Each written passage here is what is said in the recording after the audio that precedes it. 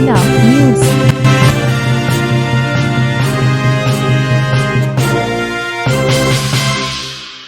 नमस्कार, मैं सूरज प्रताप और आप देख रहे हैं जिला न्यूज।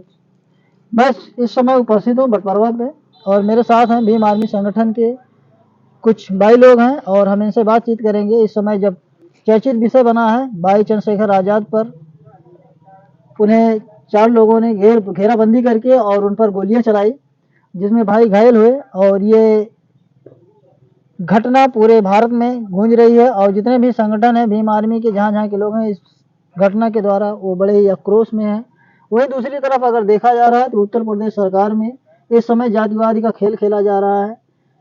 महक सिंह के एक बयान पर पूरे क्षत्रियों में खलबली मची हुई है और ये क्षत्रिय लोग भीम आर्मी पर टूट पड़े हैं और इनके इस कार्य के द्वारा भाई पर गोलियां चलवाई, उन पर जानलेवा हमला किया, लेकिन भाई बाल बाल बचे और उनके बचने के बाद वो ठीक भी हुए और फिर भी वो अपना कार्य कर रहे हैं। आइए हम यहाँ पे, मेरे साथ कुछ भाई लोग जो उपस्थित हैं और हम इनसे बातचीत करेंगे इस विषय में कि यहाँ ये इनकी टीम आगे का क्या कार्रवाई करती है और क्या ये कमज़ोर होकर यहाँ पे ठप होते हैं या रुकते हैं या फिर अपने इस भीम आर्मी संगठन को और मजबूती के साथ बाबा साहब के मिशन को और आगे ले चलने के लिए इनका क्या विचार है, हम इनसे बातचीत करेंगे।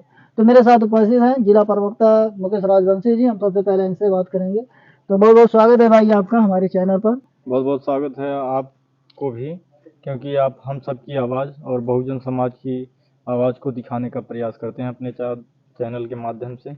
तो आप उत्तर प्रदेश की सरकार के द्वारा जब ये जात का खेल है, यानी हम ये कह सकते हैं कि जातिवाद पूर्ण रूप से उत्तर प्रदेश सरकार में है जी जी। और जातिवादी हिंसा के द्वारा ही भाई पर जानलेवा हमला किया गया। जी जी। यह हमला तो उन्हें जान से मारने के लिए था, किंतु इस हमला में भाई बाल बाल बचे। ये लाखों लोगों की दुआएं हैं उनके साथ, क्योंकि भाई एक भले कार्य को करते हैं। तो आप इस विषय पर क्या कहना चाहते हैं आप? मैं ये घोर निंदा करता हूँ ऐसे व्यक्ति पर जो गरीब, असहाय, शोषित, वंचित की आवाज़ को उठा नहीं सकते हैं और जो उठा रहा है उसकी आवाज़ों को दबाने का काम करते हैं। वो समझो आतंकी हैं एक हिसाब से, क्योंकि शोषित वंचित की आवाज़ न बुलंद कर पाना ही एक कायरता का प्रतीक है। सवाल ये है कि भीम आर्मी को बैन करने की बात कर रहे हैं कुछ लोग जी, कि मतलब भीम आर्मी को बैन कर दिया जाए। ये आखिर भीम आर्मी पर इतना इस तरह से इनका के बैन करने का विचार क्यों होता है? जानते हैं कि अब इस भारतवर्ष में कोई हमसे लड़ने के लिए तैयार हुआ है तो भीम आर्मी एक ऐसा संगठन है जो मुझे मुंह तोड़ जवाब देने का काम करता है। और आपके चैनल के माध्यम से बताना चाहूँगा, जब रोड पे हाथी चलती है तो कुत्ते भौंकते हैं, तो ये कुत्ते हैं, भौंकने दो इनको, और हम लोग हाथी हैं और हम लोग अपना काम करते रहेंगे। और बहुजन समाज के ऊपर होते हुए अत्याचार के विरुद्ध आवाज़ हमेशा बुलंद थी भाई की और बुलंद रहेगी, और उनके संगठन की हम सब हमेशा शोषित, वंचित, पीड़ित की आवाज़ उठाएंगे। और उनको भौंकना है तो भौंकें, एक गोली बरसाएं या 1000 गोली बरसाएं, हम लोगों को कोई फर्क पड़ने वाला नहीं है। तो इस तरह से ये उत्तर प्रदेश में जहाँ पे जो भाई पर हमला किया गया, बंदी जिन्होंने हत्या किया था उन्हें जेल भी हुई और उसके बाद जेल में भी उन्हें दलित समाज के 2 बंदियों ने उनकी बड़ी कुटाई कर दी। इसके विषय में आप क्या कहेंगे? जी, आपको मैं बता देना चाहता हूँ कि हमारा समाज शुरू से भी मजबूत था और आज भी मजबूत है। हम लोग कभी पीठ पर वार नहीं करते हैं। और आप देख लीजिए भीमे कोरेगांव की घटना कि 28,000 पेशों को 500 सैनिक मार के गिराए थे, और आज भी वही दोहराया गया। जेल के अंदर हमारे 2 सैनिक 4 लोगों को दौड़ा दौड़ा कर मारे। कहने में आ रहा है कि वो महक सिंह जो बयान दिए थे सोशल मीडिया, जिसकी वजह से सोशल मीडिया में इस प्रकार से बातें उठी कि भाई पर जानलेवा हमला करना पड़ा। बाद में कह रहे थे कि महक सिंह ने उनसे माफ़ी भी मांग लिया है, क्षत्रिय समाज ने झुका दिया। नहीं, उनकी सोच गलत है। हम लोग न झुके थे और न झुके हैं। अगर वो झुके हैं तो उनको, वो खुद झुके हैं। हम लोग झुकते नहीं किसी के सामने। हम इतने मजबूत हैं, जो भारत का संविधान इतना मजबूत है, बाबा साहब का बनाया हुआ संविधान है, उसके आगे पूरी दुनिया झुक जा रही है। तो हम लोग बहुत मजबूत हैं और न झुके हैं न झुकेंगे किसी के सामने। तो कुछ लोग ऐसा कहते हैं कि भीम आर्मी केवल एक जाति वर्ग विशेष के लिए बनाई गई है। उनकी सोच और मानसिकता गलत है। जो भी शोषित वंचित पीढ़ी रहेगा, किसी भी समाज का होगा, उसके ऊपर अत्याचार होगा, उसके साथ हमेशा भीम आर्मी खड़ी थी और आज भी खड़ी है और आगे भी खड़ी रहेगी। ये विषय जो है कि मतलब भीम आर्मी के किसी एक जाति समुदाय केवल दलितों के लिए ही बनाई गई है, तो इस विषय पे आप क्या कहना चाहते हैं? क्या केवल दलित के लिए ही बनाई गई है?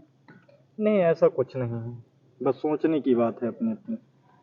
कहीं ऐसा तो नहीं है कि केवल जो दलित, केवल सबसे ज्यादा उत्पीड़न तो दलितों के साथ होती है। जी सर, जब उत्पीड़न इसलिए होता है कि जब सत्ता में नहीं रहेंगे दलित जो नेता हैं, दलित के जितने भी नेता हैं, अगर सत्ता में नहीं रहेंगे और सत्ता में मनुवादी बैठे हैं, सत्ता जो चला रहा है इस समय वो मनुवादी है, और जायज़ सी बात है, तो जो मनुवादी हैं तो उनकी विचारधारा कहीं ना कहीं गलत होगी, और जो गरीब असहाय व्यक्ति हैं उनकी ज़मीन हड़पी जाएगी, उनके ऊपर अत्याचार किया जाएगा, उनको कहीं ना कहीं ज़रूर सताया जाता है। इसलिए भीम आर्मी खुलकर उनका सामना करती है, इसीलिए वो लोग कहते हैं कि भीम आर्मी को बैन किया जाए। जबकि भीम आर्मी को बैन करने की बात करते हैं, लेकिन ये लोग सवर्ण आर्मी भी बनाई है और हिंदू आर्मी भी बनाई है। तमाम प्रकार के तमाम प्रकार के संगठन बना के चला रहे हैं ये लोग।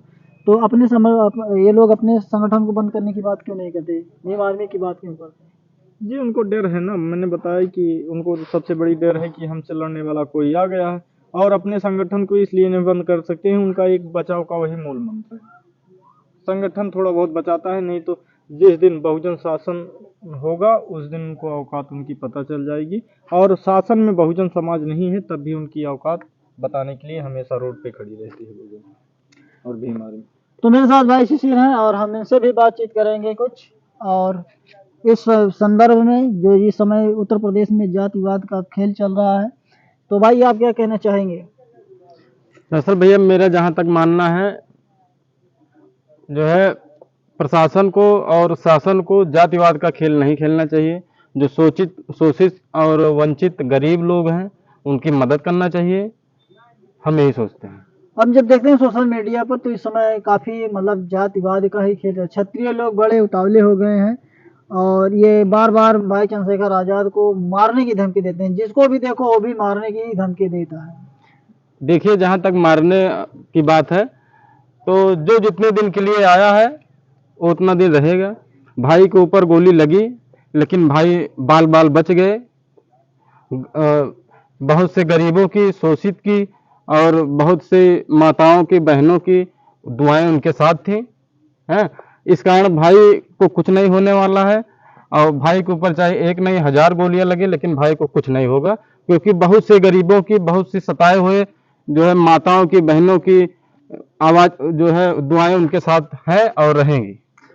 इसके विषय में जो भाई पर गोलीबारी हुई थी जी, तो इस गोलीबारी में के चलते कि जब एक राष्ट्रीय अध्यक्ष जो आज़ाद समाज पार्टी के राष्ट्रीय अध्यक्ष हैं भाई जी, चंद्रशेखर जी। आज़ाद जी, जब उन पर इस तरह से जानलेवा हमला होता थी, तो इस ऐसा देखने पर लगता है कि हमारे उत्तर प्रदेश या पूरे भारत में कोई भी ऐसा नेता फिर सुरक्षित नहीं, बीजेपी के नेताओं को छोड़कर कोई भी नेता सुरक्षित नहीं है। जी, जबकि सभी नेताओं को सुरक्षाएं प्रदान की गई हैं, यहाँ तक कि बाबाओं को भी जेड प्लस की सुरक्षाएं दी गई हैं। तो हमारे भाई को जेड प्लस की सुरक्षा क्यों नहीं उपलब्ध करा रहे? उनको जेड प्लस सुरक्षा इसलिए नहीं उपलब्ध कराई जा रही है कि उनको पता है कि कोई अगर मनवादियों को टक्कर देने वाला है तो भीम आर्मी है, चंद्रशेखर जी हैं, और इसी वजह से उनको सुरक्षा नहीं दी जाती है।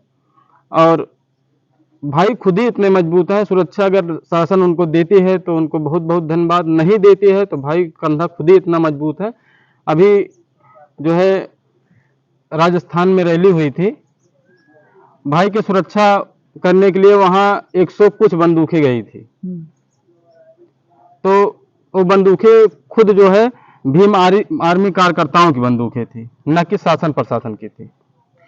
तो ऐसा करने से ये लगता है कि जैसे कि मान लो गवर्नमेंट, इस समय जो मौजूदा गवर्नमेंट है योगी जी, सरकार, अगर उन्हें जेड प्लस सुरक्षा उपलब्ध नहीं कराती है, तो जब भीम आर्मी के लोग अपने यहाँ भाई की सुरक्षा के लिए इस तरह से अपने हथियार खुद लेके जाते हैं, तो ये जी। तो उनके हथियारों पर भी पाबंद लगा सकती है, रोक लगा सकती है। बिल्कुल बिल्कुल, शासन प्रशासन है कुछ भी कर सकती है, क्योंकि उनको पता है कि ये लोग हम जो है हमसे टक्कर लेने वाले हैं, हमको मुंह तोड़ जवाब देने वाले हैं, ईंट से ईंट बजाने का काम करेंगे। इसलिए जो है भीम आर्मी वालों के साथ कुछ भी हो सकता है। तो इस प्रकार से वो मतलब मान लीजिए कि उनके लाइसेंस को भी रद्द किया जा सकता है, जी, कि जी। लाइसेंस ही हथियार लेके चलते हैं उनके जी। लाइसेंस को रद्द भी कर सकते हैं, बिल्कुल, बिल्कुल। और विदाउट लाइसेंस के अगर वो चल रहे हैं तो उन्हें जेल भी भेजा जा सकता है। बिल्कुल, बिल्कुल, बिल्कुल। तो भाई वो सुरक्षा कैसे मिलेगी? देखिए, इस शासन जो है, शासन सत्ता ना हमेशा किसी की रही है, ना हमेशा किसी की रहेगी। हम लोगों का भी एक ना एक दिन आएगा, भाई भी कभी सत्ता में आएंगे। तो जो हम लोगों के साथ हो रहा है, भीम आर्मी वालों के साथ हो रहा है, भाई के साथ हो रहा है, और बहुजन समाज के साथ हो रहा है, दलित शोषित के साथ हो रहा है। ये लोग ऐसा नहीं है कि इसको ना भाई भूल जाएंगे और ना हम लोग भूल जाएंगे। इसको हम लोग याद रखेंगे, समय आने पर सही जवाब देंगे। जी। तो हम लोग जैसे कि अगर बात करते हैं कि भाई को जेड प्लस सुरक्षा के लिए, तो इसके लिए आप लोगों ने भीम आर्मी पार्टी और भीम आर्मी संगठन और आजाद समाज पार्टी दोनों ने मिलकर कभी कोई ज्ञापन दिया था? जी बिल्कुल। अभी हम लोगों ने जब भाई को गोली लगी थी तो जो है जिलाधिकारी के महोदय, उसके दूसरे दिन जिलाधिकारी के महोदय के माध्यम से हम लोगों ने राष्ट्रपति को भाई के जो है सुरक्षा के लिए ज्ञापन दिया था। तो क्या आश्वासन दिया था? बिल्कुल, हम लोगों को आश्वासन दिया गया है, लेकिन आश्वासन खाली जो है शासन प्रशासन हम लोग को आश्वासन देती है, उस पर जो है उसको गंभीरता से नहीं लेती है। खाली ज्ञापन लेते हैं, ज्ञापन रख के उसको जो है रख देते हैं किनारे में, और हम लोग ज्ञापन देते रहते हैं और लोग खाली उसको रिसीव करके रख देते हैं। उसको आगे बढ़ाते हैं कि नहीं बढ़ाते हैं, इसको शासन प्रशासन जाने। तो इस समय भारत, जब हमारे उत्तर प्रदेश में जब जातिवाद राजनीति चल रही है, अच्छा हम ये सवाल मेरा ये है कि इससे पहले आप लोग कौन से गवर्नमेंट में आपने देखा किस तरह से जातिवाद या फिर दलितों पर अत्याचार ज्यादा हुए थे? अभी तक ऐसा कोई सरकार नहीं है जितना अत्याचार इस शासनकाल में है, उतना किसी भी सरकार में अत्याचार नहीं है।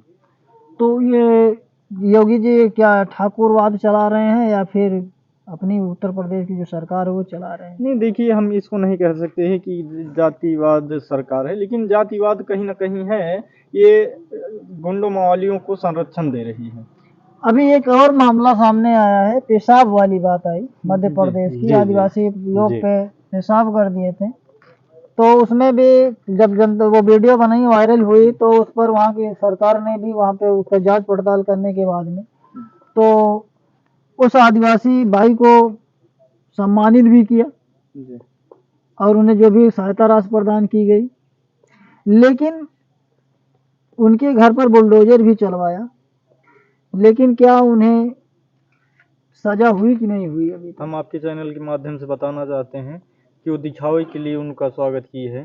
जो दलित समाज के थे, उनको दिखावे के लिए उनको स्वागत किया गया था, उनका पैर धुला गया था, क्योंकि विधानसभा चुनाव आने वाला है मध्य प्रदेश में, आपको पता हो। अच्छा। इसीलिए दिखावे के लिए, ताकि हमें वोट बैंकिंग हमारी कहीं ना कहीं बरकरार रहे। उनको डर है कि भाई भीम आर्मी के राष्ट्रीय अध्यक्ष विनय रतन सिंह और भीम आर्मी राष्ट्रीय संस्थापक चंद्रशेखर आज़ाद जी लगातार मध्य प्रदेश में रैली कर रहे हैं, संघर्ष कर रहे हैं, शोषित वंचित पीड़ित को न्याय दिला रहे हैं। तो उनको, सरकार को लग रहा है कि हमारी कहीं ना कहीं वोट बैंकिंग कम हो रही, इसीलिए उस पीड़ित को स्वागत किए, पैर धुले, भोजन कराए। और अभी आपके चैनल से माध्यम से बता रहा हूँ, जो पेशाब किया था उसके परिवार को 51,000 की राशि प्राप्त कराई गई है। वो तो ब्राह्मण हिंदू क्या नाम के अखिल भारतीय ब्राह्मण जी, तो समझो एक समुदाय के, हाँ, उनके माध्यम से उन्हें जी। प्रदान किया गया। और जब देखा जाता है कि इन लोगों का कहना है कि जब उनके घर पे बुलडोजर चला है कि, और फोटो भी वायरल कर रहे हैं कि वो बाहर बैठ कर, उनके पास घर नहीं, जबकि देखने वाले ये बता रहे हैं कि उनके छज्जे पर बुलडोजर चला जी, है। जी, जी, बिल्कुल, बिल्कुल। हम एक वीडियो देख रहे थे, उसमें साफ-साफ दिखाया जा रहा है कि उनका पूरा घर नहीं टूटा है। जो है शासन का जो है शासन और शासन का जो है रवैया है कि वो जो है अपने आप को दिखाने के लिए कि बहुत अच्छा हम लोग काम कर रहे हैं। उनको वो खाली समाज को गुमराह करने का काम कर रहे हैं। उनका खाली आगे का छज्जा टूटा था, बाकी बगल की 2 दीवारें टूटी थी। उनका पूरा घर नहीं टूटा था। उनकी माताएं बहनें वहां बैठ के रो रही थी। वो सब खाली दिखावे का काम कर रही है, बाकी ऐसा कुछ भी नहीं है। तो इस प्रकार से हम यही तो कह सकते हैं कि इस समय जो है जातिवाद ही चल रहा है, दलितों के साथ ही उत्पीड़न हो रहा है, सबसे ज्यादा दलितों के साथ उत्पीड़न हो रहा है। और जब दलित जब न्याय के लिए गुहार लगाता है तो उसके साथ इसी तरह से व्यवहार कर दिया जाता है। अपराधियों के अपराध को कम करने के लिए उन्हें सजा होनी चाहिए, तो सजा तो होती नहीं है। भाजपा सरकार कहती है कि जो बोली से नहीं मानेगा उसको गोली से उसका मुंह बंद किया जाएगा। तो देखिए वो कहीं ना कहीं गुंडों, मवालियों और बदमाशों को संरक्षण दे रही है, तभी इतना अत्याचार बढ़ रहा है। देखिए आज कहते हैं कि बेटी पढ़ाओ बेटी बचाओ, ये खाली सिर्फ जुबान पे अच्छा लगता है, रियल में नहीं अच्छा लग रहा है, क्योंकि इस समय बहुत ज़्यादा अत्याचार उत्तर प्रदेश में हो रहा है। सबसे ज़्यादा पीड़ित यहीं के लोग हैं। अभी देख लीजिए, अगर कहीं भी होता है तो मध्य प्रदेश देख लीजिए, राजस्थान देख लीजिए, हमेशा दलितों पर ही अत्याचार होता है, बिना संघर्ष के उनको न्याय नहीं मिलता है। तो वही चीजें हैं कि मतलब इस समय न्यायिक प्रक्रिया जो है गरीबों के साथ, विशेषकर दलित वर्गों के साथ में इस समय बहुत ही कमी हो गई है। कहीं भी उन्हें मारपीट दिया जा रहा है। अगर ये भीम आर्मी संगठन ना होती तो दलितों का क्या होता, नीच वर्ग वालों का क्या होता, कौन उनके न्याय के लिए लड़ता। केवल भीम आर्मी है जो उनके लिए आवाज उठाती है, लड़ती है। शायद इसीलिए उनका ये मानना है कि भीम आर्मी को बैन किया जाए, ताकि दलितों के साथ या फिर गरीब वंचितों के साथ जी की कोई भी आवाज न उठा न सके। उठा सके। इसीलिए वो भीम आर्मी को बैन करना चाहते हैं। जी।